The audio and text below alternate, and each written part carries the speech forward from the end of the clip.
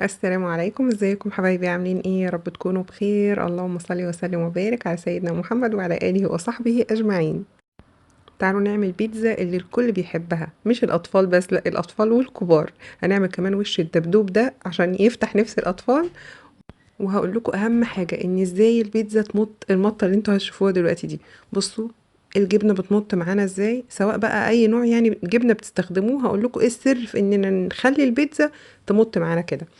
نبدأ الأول نعمل الحشوة والصلصة اللي احنا هنحتاجهم للبيتزا قبل ما نعجن حتى العجينة، عشان ما ينفعش العجينة تبقى خمرت والحاجة دي لسه سخنة.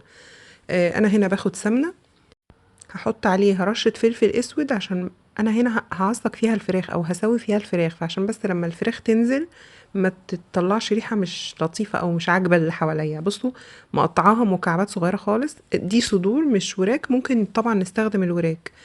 انا غسلتهم كويس قوي وصفيتهم كويس قوي، حطيتهم في مصفى صفوا ميه بتاعتهم كلها، وبعدين قطعتها مكعبات صغيره خالص كده زي ما انتوا شايفينها.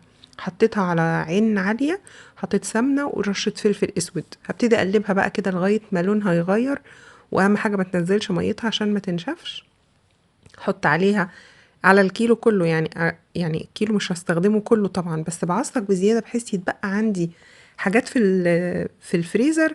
يعني تنفع بقى لو حد من الولاد مثلا في مره هيعجن بيتزايه ولا حاجه على ايده كده وهيعملها وسريع سريع. حطيت عليها حوالي 3 بصلات، يعني الكيلو حوالي 3 بصلات كبار مفرومين. على العين التانية حطيت معلقة سمنة على معلقة زيت، هحط عليها بصلتين متوسطين مفرومين، هديهم شوية ملح صغيرين خالص. الفراخ مرضتش احط عليها الملح، بصوا خلوا بالكم، الفراخ واللحمة بنحطش عليها الملح على النار. حطيت بس الملح على البصل، عشان ريحته وهي بتطلع كده بتبقى لطيفة، تبقى حلوة يعني اللي يشمها يشم ريحة حلوة. احط شوية توم، حوالي معلقة كبيرة مليانة من التوم على البصل، وهقلبهم اهو. بصوا هقلبهم بس تقريبا عايزاهم ايه، ولا ياخدوا لون ولا يدبلوا ولا اي حاجه، يعني يسخنوا بس وريحتهم تبدا تطلع. يعني عايزه اقول لكم اني كان ممكن احطهم نيين اصلا، انا مش عايزاهم يعني ياخدوا كاني ريحه التقليه، يعني اصل هو مش طبيخ. فانا عايزاهم يعتبر كاني ني في ني، يتشوحوا بس كده وتطلعوا الروايح بتاعتهم. حطيت عليهم عصير طماطم ضرباه في الخلاط ومصفياه من القشر والبذر اهو. هديهم تقليبة بقى واسيبهم يتسبكوا ويتقلوا. انا عايزة الصلصة دي تبقى تقيلة تقيلة، يعني لما تتحط على العجين ما تخليش العجين يماي ماي كده. حطيت عليه معلقتين سكر، وهسيبه بقى يغلي مع نفسه. مش هحط التوابل دلوقتي ولا هحط الملح دلوقتي، في الاخر خالص. انا محطتش دلوقتي غير السكر. هقلب بقى الفراخ اللي انا حطها على العين التانية، وبعد ما توصل للمرحلة دي كده، يعني بصوا اخدت لون سنة، يعني لونها لسه ذهبي يعني كده فاتح. هحط بقى رشة فلفل اسود، كل حاجة بكميات قليلة جدا، رشة جنزبيل بودرة، رشة قرفة ناعمة، رشة بهارات فراخ، رشة كاري، رشتين 3 زعتر. احلى حاجة بقى فيها الزعتر، هي اللي بتدي طعم حلو قوي للبيتزا. يعني الفراخ دي وحطيت دلوقتي الملح اهو. الفراخ دي بتبقى في الحشو بتاع البيتزا تحفة لما بيكون فيها زعتر، يعني حطيت حوالي معلقة ونص صغيرين من الزعتر. لكن باقي التوابل كله كان حوالي نص معلقة بس مش اكتر. هديهم تقليبة حلوة كده لغاية ما ريحة التوابل كمان تطلع بعد تشويحتين على النار. هو ده اللون اللي وصلت له، تحفة جدا. يعني عايزة اقول لكم ده يتعمل كده في سندوتشات وتقطع عليها طماطم وخلاص. هنبتدي نعمل بقى العجينة. ده كيلو ونص من الدقيق، هحط عليهم معلقة ونص خميرة فورية، معلقة كبيرة سكر عشان الخميرة تتفاعل، حوالي 3 معالق لبن بودر، ممكن نزود لو تحبوا، انا بحب اللبن البودرة بصراحة. بصوا ده التوم البودرة اللي عملناه مع بعض في الموسم بتاع التوم، فاكرينه؟ لغاية دلوقتي بصوا مش مكتل، يعني ده خلاص قرب الموسم الجديد بتاع التوم قرب يطلع، هو مش مكتل. حطينا معلقة صغيرة توم بودرة، وهنحط معلقة صغيرة كمان بصل بودرة، ممكن نستغنى عنهم لو تحبوا. حطيت كمان معلقة كبيرة مايونيز، حلوة جدا للمعجنات. حط بقى فنجان صغير زيت زيتون، ما يعادل حوالي مثلا أربع أربع معالق كبار، 5 معالق كبار. حط كمان معلقة خل أبيض، حلوة جدا للعجينة. وابتدي بقى أعجن في العجان أو على إيدي، لو ما عنديش عجان هعجنهم على إيدي. أنا هنا كنت هعاير المية عشان أقول لكم الكيلو ونص أخد قد إيه بالظبط مية. الكوباية دي أنا بملى لغاية العلامة اللي هي مكتوب عليها 250 ملي. هي كده اخدت اول كوباية 250، دي كده اللي بصبها تاني كوباية. كده 500 ملي من المية، يعني كوبايتين. دي التالتة هتاخدها كلها برضو دلوقتي، يعني 750 ملي من المية. يفضل ان واحنا بنعجن اي عجينة عشان حسب نوع الدقيق بقى بيفرق بيشرب او ما بيشربش، ننزل بالمية بالتدريج واحدة واحدة. انا دلوقتي خدت التلات كوبايات ال750 ملي، هبتدي احط من الكوباية الاخيرة اللي هي الرابعة، هاخد منها بالظبط 50 ملي. يعني بصوا الكوباية الاخيرة اللي معايا مليتها برضو نفس المالية اللي هي 250 ملي، عشان استخدم منها لغاية ما اشوف خدت منها قد ايه، عشان اقول لكم. بصوا خدت منها 50 ملي بس، فيبقى انا كده اخدت 800 ملي ميه دافيه للعجن. كده 800 ملي يعني حوالي 3 كوبايات وربع ونص. نبدأ نحط في الميه بالتدريج واحده واحده. الكوبايه الكبيره اللي هي 250 ملي.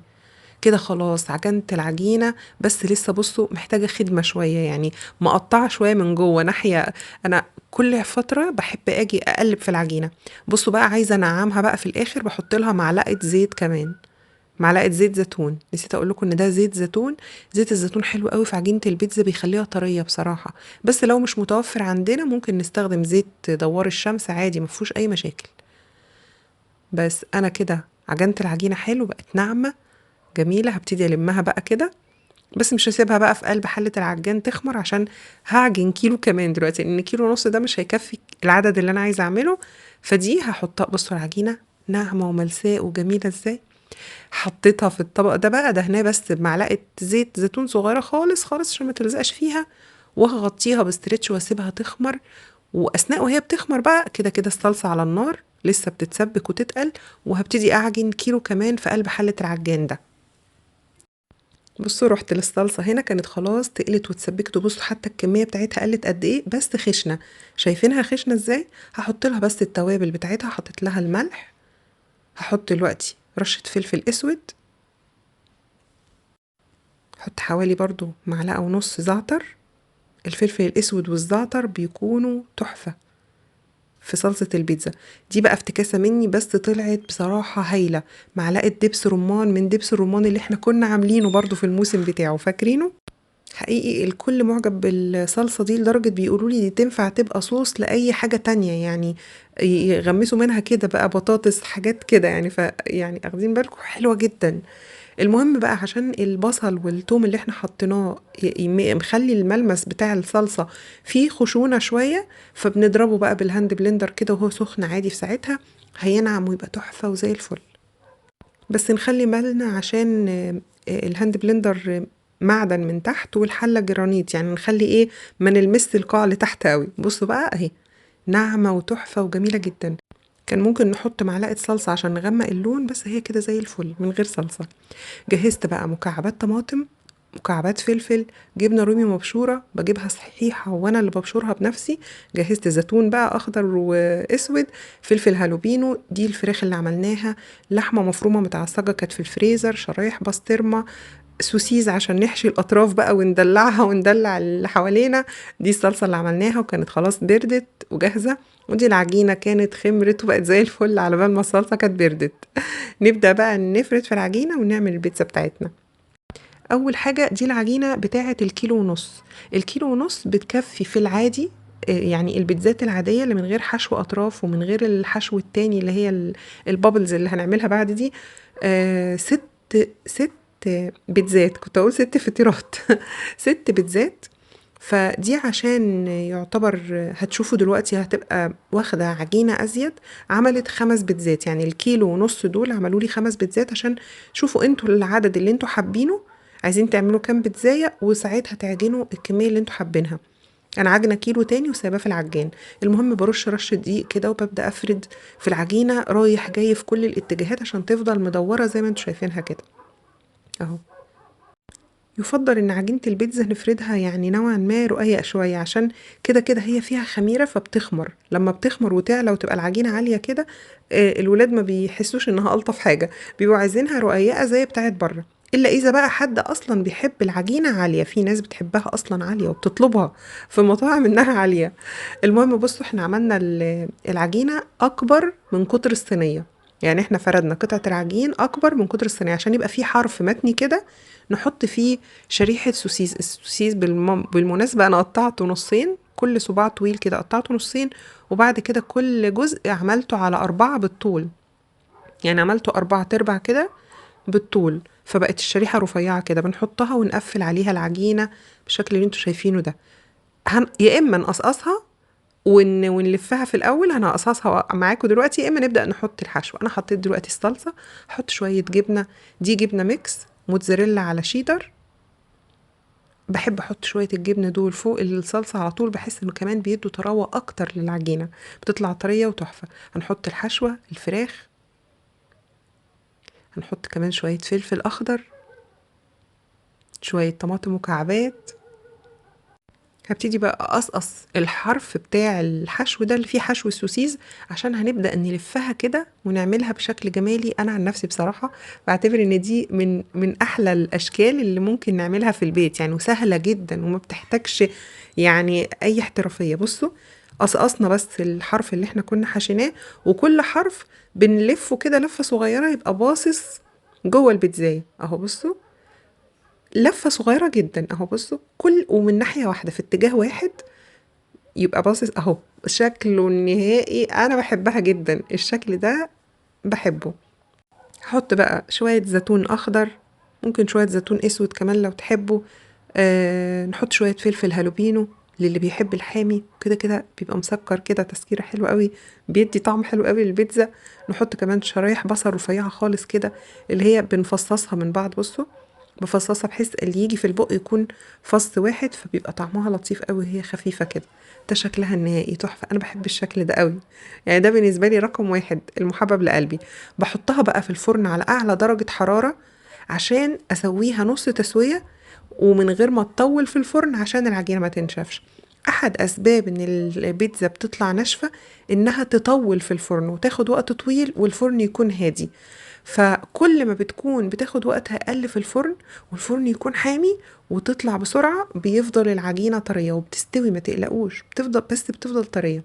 المهم انا دخلتها دلوقتي الدخلة الاولى عشان تستوي بس نص تسوية، عشان لما هتطلع لسه هحط عليها جبنة موتزاريلا. المهم وهي في الفرن بقى على بال ما تستوي هفرد انا بقى غيرها وغيرها، وهفضل شغالة يعني طول ما انا بسوي هبقى بفرد في اللي بعدها. المهم انا عملت المرة دي فردت العجينة على قد مقاس الصينية بالظبط، عشان المرة دي الأطراف هتكون مختلفة. بصوا بقى حبيت أفرحكم معايا زي ما أنا فرحت بالوردة دي. بصوا شكلها مبهج يعني، أنا بمجرد هو جوزي اللي دخل عليا بيها على فكرة يعني. بصوا شكلها بجد مبهج وحجمها كبير، ومع ان احنا مش في موسم الورد يا جماعه، انا عارفه ان الورد ده كان بيبقى في الربيع احنا دلوقتي في عز الشتاء والواحد قاعد متكتك وسقعان وما شاء الله الله اكبر يعني. الورده ما شاء الله شكلها بجد مبهج يعني، يا رب تكون دخلت على قلوبكم بهجه زي ما دخلت على قلبي. المهم بقى البيتزايه دي الحشو الاطراف بتاعها هيكون زي ما انتم شايفين كده. هجيب قطعه عجينه افردها مدوره كده واحط فيها شويه جبنه بقى ميكس او جبنه موتزاريلا او اي حاجه بقى، لحمه مفرومه اللي انتوا تحبوه، وهحشي بيها الاطراف. هرجع لكم تاني دلوقتي نكملها مع بعض، بس اوريكم دي اللي كانت في الفرن وانا شغاله في دي يعني، دي اللي احنا دخلناها مع بعض. اول ما خرجت حطيت عليها رشه جبنه رومي، ورشه حلوه كبيره كده تقيله يعني مليانه جبنه موتزاريلا، وهدخلها الفرن تاني بقى عشان تسيح وتاخد اللون الخفيف قوي من على الوش ده. نرجع تاني لدي. بصوا باخد حتة عجينة صغيرة خالص وبفردها كده بايديا، مش لازم بقى نشابة ولا حاجة. بجيب شوية جبنة ميكس، وزي ما قلت لكم ممكن انتوا تستبدلوا بقى الحشوة دي بأي حاجة انتوا حابينها يعني، اللي يجي في بالكم. وبقفلها كويس قوي من تحت كده تبقى عاملة زي البقجة، وبحطها على حرف الصينية خالص كده اهو. هكمل بقية الصينية كلها بالشكل اللي انتوا شايفينه ده يعني، حتة عجينة وافردها كده بايديا، واحاول اخلي الحروف تبقى هي اللي ارق من قلب العجينة من جوه النص يعني، عشان لما اجي الزق الحروف في بعض ما تبقاش العجينة كتيرة كده من تحت. بس واحطهم بقى، بس ما لزقهمش قوي في بعض، بسيب فراغ بسيط قوي بين كل واحدة والتانية ان لسه هيخمروا في الفرن وينفشوا كده ويلزقوا هما في بعض. بس بصوا شكلها بقى تحفة، ولسه كمان لما هتكمل دلوقتي هحط شوية صلصة واوزعهم كويس قوي، واحط بقى الحشوه اللي انا حباها. دي انا هحشيها اللي فاتت كنت حشيها فراخ، دي هحشيها بسطرمه ولحمه مفرومه متعصجه اللي كانت متشاله في الفريزر، يعني تعتبر كانها ميكس لحوم يعني، كان ممكن احط معاها كمان اي نوع تالت عادي لو احب. بص انا في اللحظه دي بس افتكرت، هي لسه الحشوه كده ما كملتش، افتكرت ان انا ما حطيتش رشه الجبنه اللي بحطها على طبقه الصلصه. هحط دلوقتي اهو رشه جبنه زي ما انتم شايفين كده، دي الجبنه الميكس اللي بحطها فوق طبقه الصلصه. وهكمل بقى عادي شويه اللحمه المفرومه اللي انا كنت هحشي بيهم. وهكمل بقى بقيه الحاجات اللي انا بحطها، شويه فلفل اخضر، مكعبات طماطم، شرايح البصل. هحط كمان شرايح زيتون اخضر واسود، ممكن نخلي لون واحد بس، نستكفى بلون واحد زي ما تحبوا. عايزه اقول لكم البيتزا دي ممكن تلم حاجات كتير قوي في التلاجة، اللي موجوده عندنا في التلاجة. كنت ناسيه هنا بس الفلفل الهالوبينو. شوفوا بقى شكلها من فوق وهي الحشو عامل كده كور كده مدوره، شكلها تحفه. دي اللي اول واحده عملناها مع بعض وخلاص دخلت بالجبنه الموتزاريلا، وبصوا طلعت اخدت اللون الحلو الجميل ده. هوريكم بس المطه بتاعتها. بصوا لسه سخنه هي اصلا لسه طالعه البخار طالع منها اهو. بصوا الجبنه طريه وبتمط، والعجينه نفسها طريه بتتقطع معايا خالص عادي اهو، مفيش اي مشاكل، ما نشفتش ولا حاجه. بس بصوا الحشو دي لوحدها حكايه. بسبب زي ما قلت لكم النار، ندخلها على نار عاليه، دي اهم حاجه في تسويه البيتزا، تدخل على نار عاليه. بصوا ما شاء الله الله اكبر، المطه دي لوحدها تجوع. تدخل على نار عالية وتستوي الأول نص تسوية، وبعد كده تخرج تاخد طبقة الجبنة اللي أنا هحطها دلوقتي، شوية جبنة رومي بسيط وفوقيها شوية جبنة موتزاريلا، وتدخل تكمل تسوية تاني. وتخرج بقى يا دوب تاخد لون بس خفيف من فوق، وتخرج تلقوها طرية جدا والجبنة سايحة وبتمط وطعمها تحفة، ومفيش بعد كده ولا هتنشف منكو ولا يجرى لها أي حاجة. يا رب من بعد النهاردة يكون أي حد كانت، يعني أي واحدة نفسها تعمل بيتزا وبتطلع معاها ناشفة أو مش عاجباها أو بتعلى قوي، أو حد بيقول لها إن فيها مشكلة معينة وهي مش قادرة تعالجها، يا رب تكون من النهاردة هتبقى أستاذة في البيتزا من بعد النهاردة إن شاء الله. يا رب أكون قدرت أفيدكم، يا رب يكون الفيديو عجبكم. بصوا هكرر معاكم دي بس كده في السريع، بما إنها أحلى شكل. حشينا الأطراف، قصقصنا. انا عملتها من غير حشو عشان تبقى باينه بقى المره دي اهو. بصوا قلت احسن يكون الحشو بتاع المره اللي فاتت كان مداريها. بنحط في الاطراف السوسيز، او ممكن تحطوا كمان صوابع الجبنه الموتزاريلا في الاطراف. بصوا دي اللي هي بابلز اهو، بعد ما استوت والجبنه اخدت لون من على الوش. تحفه بصراحه، المنظر لوحده يجوع. ان شاء الله تعجبكم باذن الله، ربنا يحسن ما بين ايديكم وتعملوا احلى من كده كمان.